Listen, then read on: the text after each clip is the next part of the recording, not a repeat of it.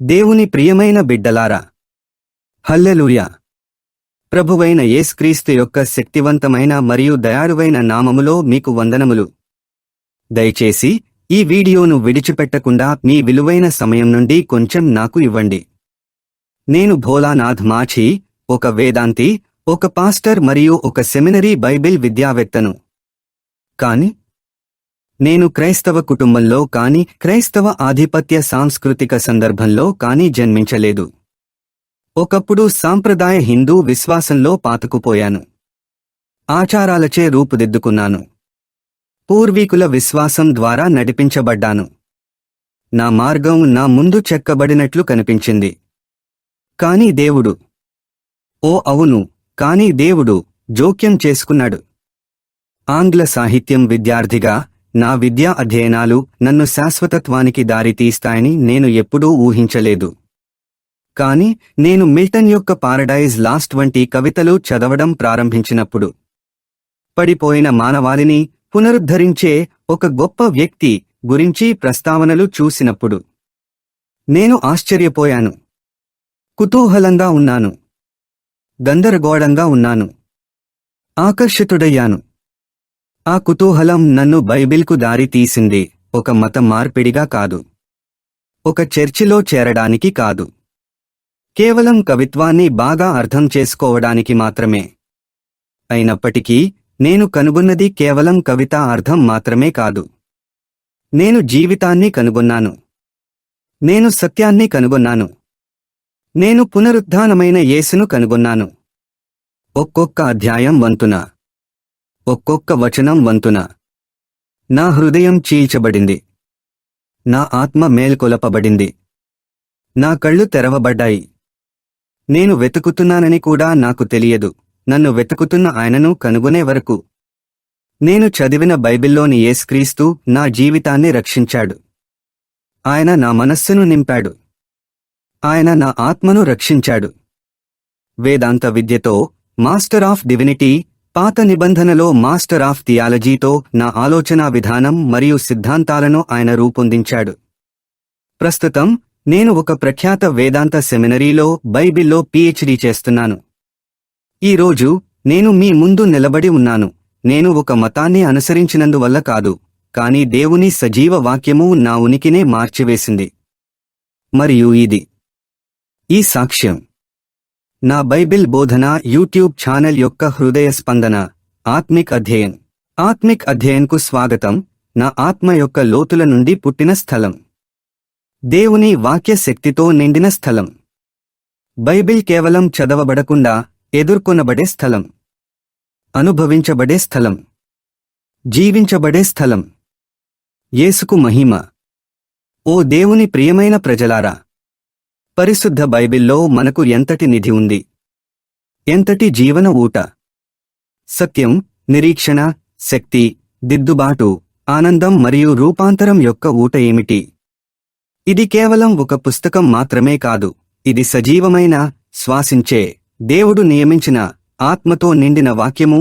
ఇది జీవితాలను లోపలి నుండి మార్చివేస్తుంది. ప్రభువును స్తుతించండి. అయినప్పటికీ మనం ఎంత తరచుగా పైపైన చదువుతాము. మనం ఎంత తరచుగా వచనం నుండి వచనానికి దూకుతాము. మనం ఎంత తరచుగా దాని ద్వారా తొందరపడటం వలన దాని యొక్కని మరియు రహస్యాన్ని కోల్పోతాము.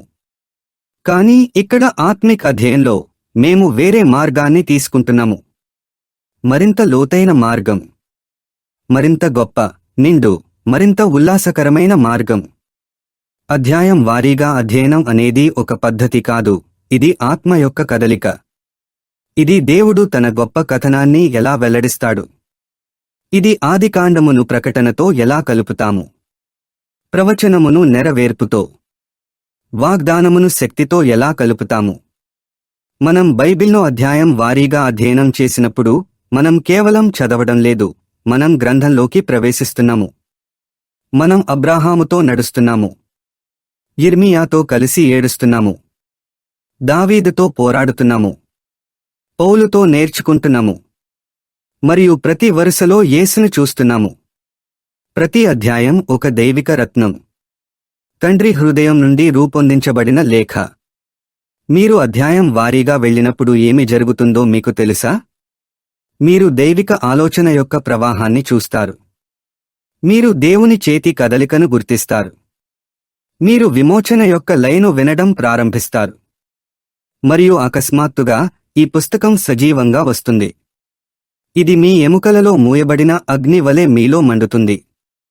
యిర్మీయా గ్రంథం 20 అధ్యాయం 9వ వచనం. మరియు వినండి, ప్రియమైన స్నేహితులారా, బైబిల్ అధ్యాయం వారీగా అధ్యయనం చేయడం ద్వారానే నేను యేసును తెలుసుకున్నాను. అవును, నేను ఎప్పుడూ చర్చిలోకి ప్రవేశించే ముందు, నేను ఎప్పుడూ ఉపన్యాసం వినే ముందు, ఎవరైనా నాకు బోధించే ముందు దేవుడే తన వాక్యం ద్వారా బోధించాడు. పేజీ తర్వాత పేజీ, అధ్యాయం తర్వాత అధ్యాయం, సత్యం తర్వాత సత్యం. మరియు ఇప్పుడు నేను మీకు అదే మేల్కొలుపును అనుభవించడానికి సహాయం చేసే వరకు నేను విశ్రాంతి తీసుకోలేను. అదే ఎదుర్కొనడం. ఎందుకంటే నాకు తెలుసు, అవును, నాకు తెలుసు, మనం కలిసి బైబిల్ను తెరిచి అధ్యాయం వారీగా లోతుగా వెళ్ళినప్పుడు నేను ఎలా రూపాంతరం చెందానో మీరు కూడా అలాగే రూపాంతరం చెందుతారు. కాబట్టి నేను మిమ్మల్ని అడుగుతున్నాను, మీరు సిద్ధంగా ఉన్నారా? మీరు ఆకలితో ఉన్నారా? మీరు ప్రేరణాత్మక కోట్స్ లేదా చిన్న భక్తి ప్రార్థనల కంటే ఎక్కువ కోసం ఆతృతగా ఉన్నారా? మీరు సమాచారం కోసం మాత్రమే కాకుండా ద్యోతకం కోసం కూడా వాక్యంలోకి వెళ్లాలని కోరుకుంటున్నారా? అప్పుడు నాతో చేరండి, ఈ ప్రయాణంలో చేరండి, మరియు కలిసి బైబిల్ యొక్క పూర్తి శక్తిని అన్లాక్ చేద్దాం. అధ్యాయం వారీగా. మహిమ నుండి మహిమకు, రూపాంతరం నుండి రూపాంతరానికి. ఓ క్రీస్తునందు ప్రియులారా, నాలో పవిత్రమైన అగ్నిలా మండుతున్నది మీకు చెప్పనివ్వండి. బైబిల్ అధ్యాయం వారీగా అధ్యయనం చేయడం కేవలం ఒక మేధోపరమైన వ్యాయామం మాత్రమే కాదు, ఇది సజీవ దేవునితో ఎదుర్కొనడం. ప్రతిసారీ నేను ఈ పుస్తకాన్ని తెరిచినప్పుడు, ప్రతిసారీ నేను ఒక పేజీని తిప్పినప్పుడు, ప్రతిసారీ నేను ఒక అధ్యాయంతో కూర్చున్నప్పుడు నేను దానిని కేవలం చదవలేదు. అది నన్ను చదివింది. అది నా హృదయాన్ని వెతికింది. అది నా ఆత్మను చీల్చింది. అది నా పాపాన్ని బహిర్గతం చేసింది. అది నా నిరీక్షణను రగిలించింది. అది నా మనస్సును పునరుద్ధరించింది. మరియు అది నా ఆత్మను పునరుత్థానం చేసింది. హల్లెలూయా! ఇది మైన పుస్తకం కాదు. ఇది సజీవంగా ఉంది. ఇది చురుకుగా ఉంది. ఏ రెండంచుల ఖడ్గం కంటే కూడా పదునైనది. హెబ్రీయులకు రాసిన పత్రిక 4వ అధ్యాయం 12వ వచనం. ఇది యొక్క లోతైన భయాలలోకి మాట్లాడటం ప్రారంభించింది. యొక్క సందేహాలలోకి, యొక్క దాగి ఉన్న యుద్ధాలలోకి, మరియు యొక్క పాతిపెట్టిన కలలలోకి. ఇది నన్ను ఖండించలేదు, నన్ను మేల్కొల్పింది. ఇది నన్ను అవమానించలేదు, నన్ను రక్షించింది. నేను ఒక బలిపీఠ పిలుపు ద్వారా క్రీస్తు వద్దకు రాలేదు. ఒక బోధకుడి ఉపన్యాసం ద్వారా కాదు. ఒక భావోద్వేగ అనుభవం ద్వారా కాదు, కాని అధ్యాయం వారీగా బైబిల్ పఠనం యొక్క పవిత్రమైన లయ ద్వారా. మీరు నమ్మగలరా? యేసు యొక్క సరిగ్గా అక్కడే కలుసుకున్నాడు, వచనాల మధ్య, అధ్యాయాల ప్రవాహంలో, దైవిక కథ యొక్క విప్పారడంలో. మరియు ఏమి జరిగిందో తెలుసా? నాకు ఏమి జరిగిందో అది మీకు కూడా జరగవచ్చు. మీ దేశానికి. ఎందుకంటే వాక్యము మీ ఆత్మలోనికి ప్రవేశించినప్పుడు శాశ్వతంగా మారుతుంది. నేను పైపైన మార్పు గురించి మాట్లాడటం లేదు. నేను లోతుగా పాతుకుపోయిన, ఆత్మతో నిండిన జీవితాన్ని పునర్నిర్వచించే, శాశ్వతత్వాన్ని పునర్వ్యవస్థీకరించే రూపాంతరం గురించి మాట్లాడుతున్నాను. అవును, ఈ పుస్తకం శక్తివంతమైనది ఎందుకంటే ఇది దేవుడు ఎవరో మీకు చెబుతుంది. కానీ ఇది మరింత శక్తివంతమైనది ఎందుకంటే ఇది మీరు ఎవరో మీకు చూపిస్తుంది. ఇది మీ విరిగినతనాన్ని మీకు చూపిస్తుంది, కానీ మిమ్మల్ని అక్కడే వదిలివేయదు. ఇది మిమ్మల్ని అరణ్యంలోకి తీసుకువెడుతుంది, కానీ మిమ్మల్ని శక్తితో బయటకు నడిపిస్తుంది. ఇది మీకు చట్టాన్ని చూపిస్తుంది, కానీ తరువాత మిమ్మల్ని శిలువ వద్దకు తీసుకువస్తుంది. ఇది రక్షకుని అవసరాన్ని మీకు చూపిస్తుంది, మరియు తరువాత ఆయన మహిమగల నామాన్ని వెల్లడిస్తుంది. యేసుక్రీస్తు సజీవ దేవుని కుమారుడు. ఆయన నామాన్ని ఎల్లప్పుడూ స్తుతించండి. మరియు స్నేహితులారా, మీరు బైబిల్ అధ్యాయం వారీగా చదవడానికి కట్టుబడి ఉన్నప్పుడు మీరు పరిశుద్ధాత్మకు కదలడానికి స్థానం ఇస్తారు. నమూనాలను వెల్లడించడానికి గది, రహస్యాలను ఆవిష్కరించడానికి గది, మూలాలను లోతుగా చేయడానికి మరియు దృష్టిని విస్తృతం చేయడానికి గది.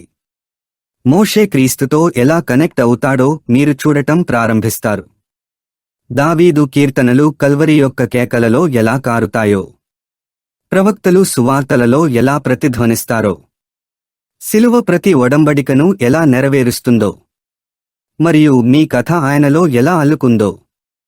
మీరు బలహీనంగా ఉన్నట్లు వాక్యాన్ని చదవండి.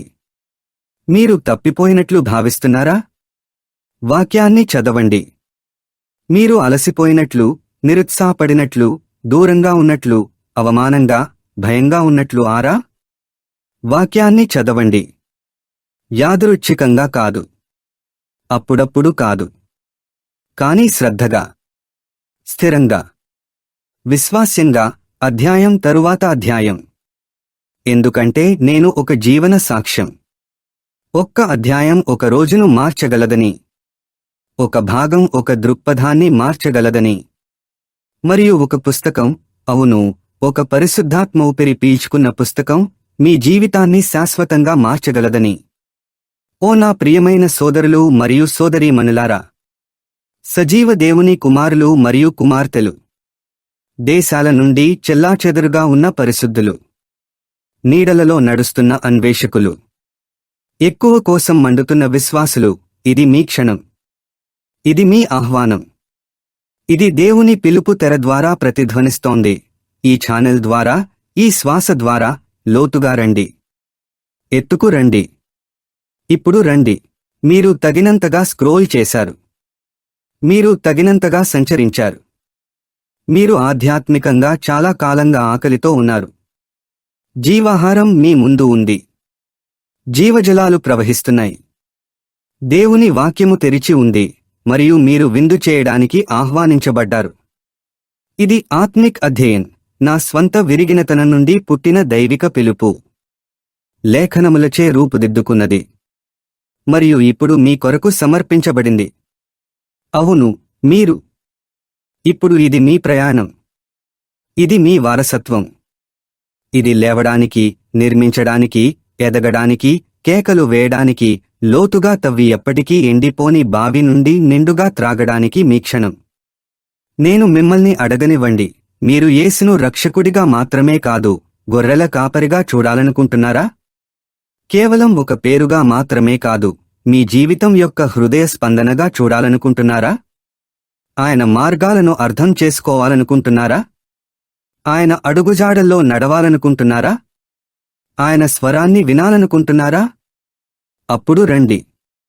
మతంతో కాదు, ఆచారంతో కాదు, దినచర్యతో కాదు, కాని ఆకలితో, కన్నీళ్లతో, అగ్నితో. మేము పైపైన పఠనం కోసం ఇక్కడ లేము. మేము క్లీషేలు లేదా సాధారణ భక్తి ప్రార్థనల కోసం ఇక్కడ లేము. మేము అధ్యాయం వారీగా వెళ్ళడానికి ఇక్కడ ఉన్నాము. పదం వారీగా, ద్యోతకం ద్వారా ద్యోతకం. మీ హృదయం వెలుగుతో పేలి మీ జీవితం ఆరాధనలో వంగిపోయే వరకు. ప్రతి వారం, ప్రతి సెషన్, ఆత్మిక్ అధ్యయనంలో ప్రతి వీడియో మిమ్మల్ని బైబిల్ యొక్క మూల చారిత్రక, రాజకీయ, సాంస్కృతిక, మతపరమైన మరియు భావజాల సందర్భాలలోకి తీసుకువెడుతుంది. క్రొత్త నిబంధనతో ప్రారంభిస్తూ మేము యేసుతో నడుస్తాము. పాపులతో కలిసి భోజనం చేస్తాము. దెయ్యాలను ఎదుర్కొంటాము. ధన్యుల కొండను ఎక్కుతాము. తుఫాను సముద్రాలలో ప్రయాణిస్తాము. అద్భుతాలను చూస్తాము. మరియు శిలువ పాదాల వద్ద మోకరిల్లుతాము. మరియు మనము ప్రతి అధ్యాయమును అధ్యయనము చేయనప్పుడు మీరు మిమ్ములను చూసుకొందురు. మీ ప్రశ్నలను కలుసుకొందురు. మీ భయములను ఎదుర్కొందురు. కాని ముఖ్యముగా మిమ్ములను నాశనము చేసి తిరిగి సృష్టించు విధముగా మీ రక్షకుని కలుసుకొందురు.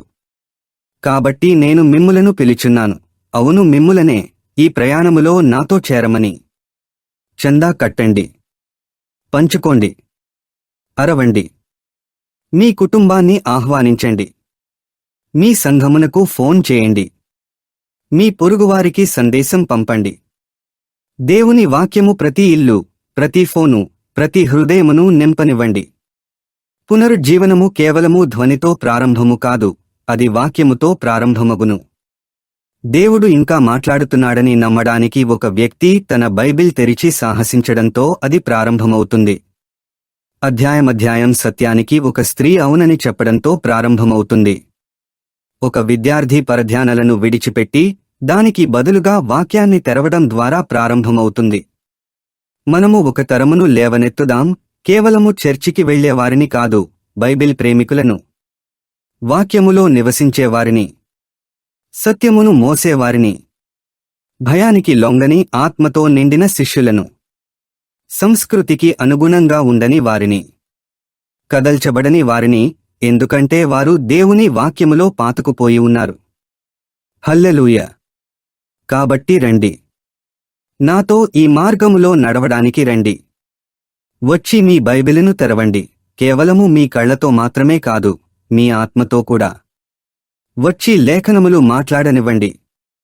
ఆత్మ ఊపిరి పీల్చుకోనివ్వండి. మీ ఉద్దేశ్యము మేల్కోనివ్వండి. ఇది ఆత్మీయ అధ్యయనము, మరియు ఇది కేవలం ప్రారంభము మాత్రమే. ఒక సజీవమైన, ప్రోత్సహించే బైబిల్ వివరణ కోసం నేను మిమ్మల్ని మత్తయి సువార్త యొక్క మొదటి అధ్యాయాన్ని అన్వేషించడంలో కలుస్తాను.